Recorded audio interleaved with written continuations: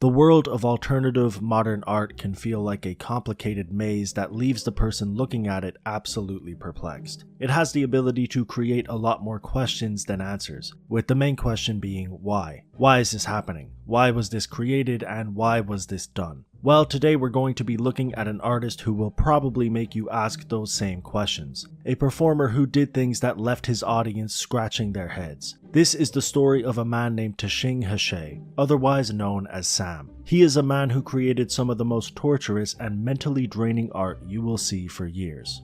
Sam was born in the south of Taiwan on the 31st of December 1950 and was the oldest of 15 children. Although he was an avid reader and he enjoyed studying the works of philosophers and journalists, he did not care much for the academic side of things and dropped out of his high school when he was 17 years old. At this time, he was devoting his life to art by studying various different creators and experimenting with some paintings. But after he completed his mandatory 3-year service with the military, he transitioned from paintings into creating physical art and performance pieces, something he would simply call actions. His first piece that was done in this nature was called Jump Piece, performed in 1973. It consisted of him jumping from a 15-foot, 2-story building in Taiwan. He broke both of his ankles upon impact and offered little to no explanation as to why he had done this. The kind of vague and ambiguous nature that this piece possessed is something that we would see for years. Almost everything he creates offers little to no explanation, no subtext and no direction. It's not always as dramatic as jumping from a building, but it almost always begs a lot of questions. And he has never been one to provide us with any answers. However, trying to perform these stunts and actions in the mid-1970s in Taiwan was not an easy feat. He found himself running into a lot of obstacles because of the conservative nature of his country, and so he searched for his artistic liberation in other areas, specifically New York City.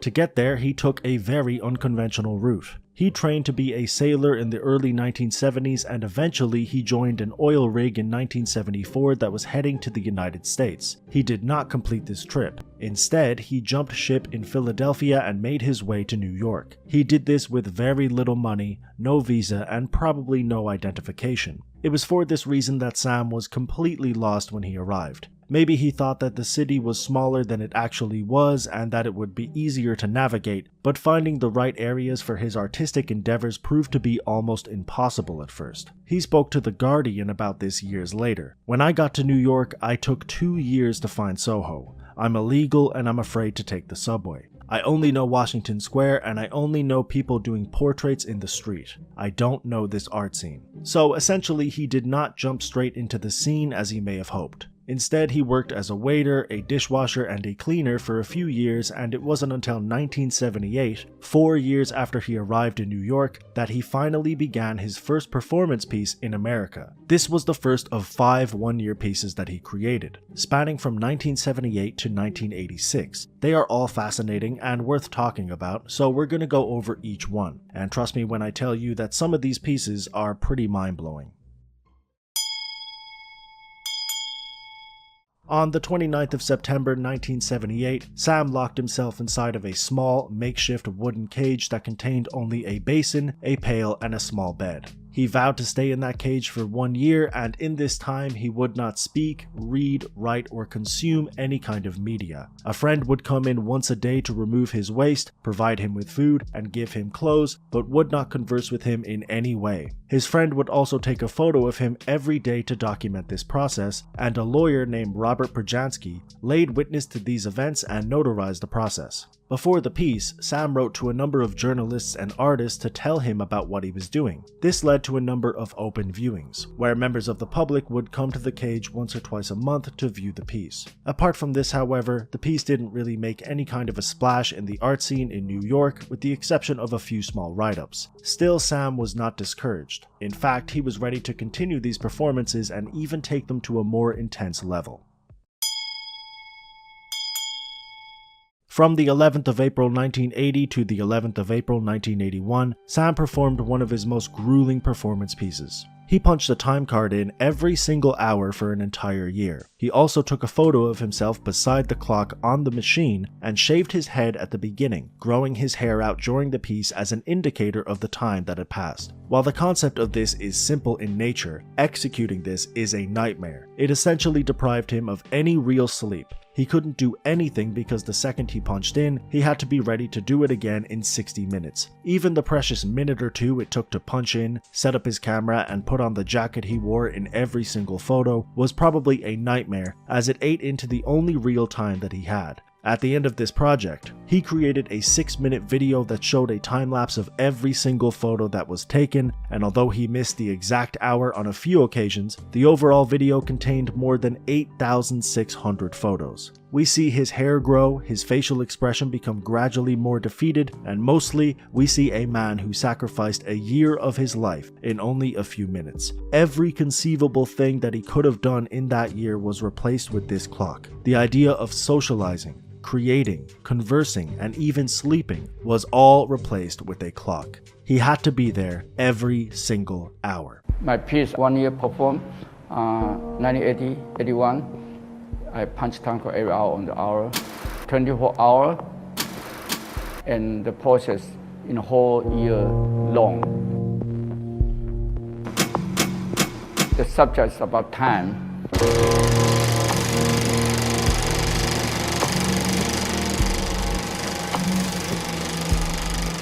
Every piece in beginning or the end, I make a count.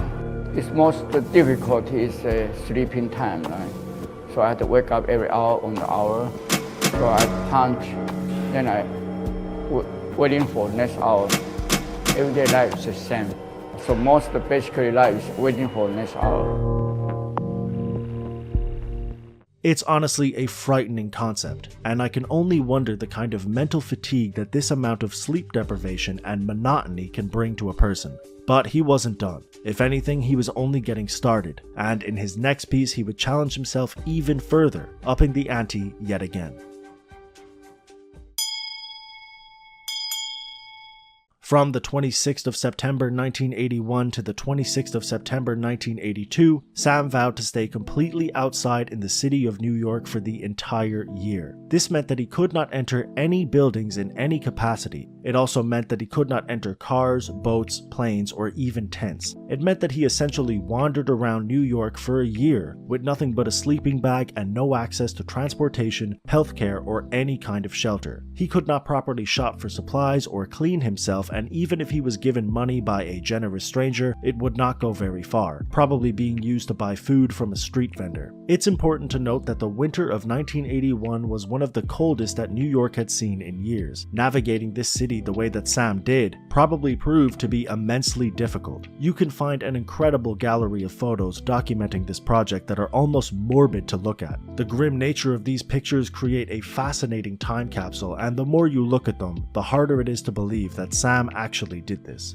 But he did. However, there was some hitches. The only time he actually did enter a building was essentially by force, when he was arrested for vagrancy. Luckily, the judge had sympathy for them when they found out what he was doing, and they released him immediately. In later years, he wouldn't really give us much reasoning, but he did say that this was one of his least favorite pieces to perform, and not because of the intense conditions, the lack of resources, or the fact that he was arrested, but simply because he was not able to clean himself and the reaction from people was stressful. I'm assuming that he could have given us some pretty fascinating commentary revolving around this performance. He probably left that piece with a wealth of perspective, but this seems to be the only real reflection he's ever done, again showing us how much he leaves to interpretation. Still, this was a fascinating piece, and his next one was no different.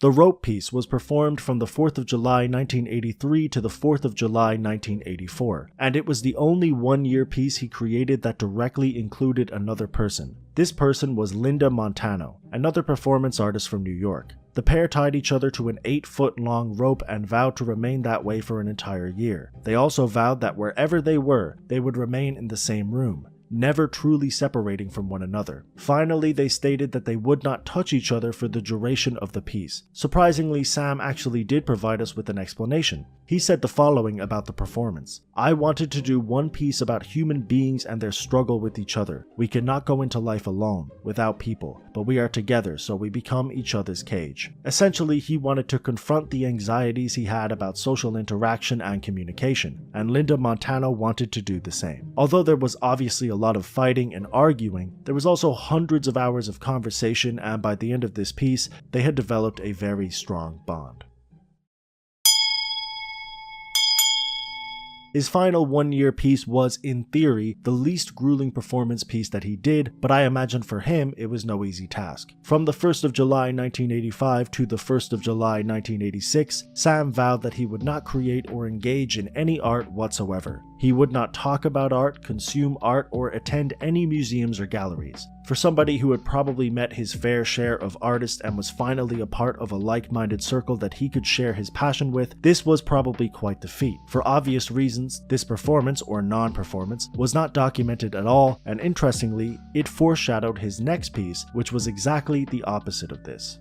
By 1986, he had completed his 5 one-year pieces and decided to embark on something that would consume a lot more time. On his 36th birthday, New Year's Eve 1986, he stated that he would consistently create an array of different art for the rest of the century. This 13-year epic would end on New Year's Eve, 1999, and in this time, nobody would see the things that he created. After this time, he would continue to keep these creations private, and from the 1st of January 2000, he would never create art again. On that date, he left us with one final message that simply said, "I kept myself alive. I passed the 31st of December, 1999. And that was it.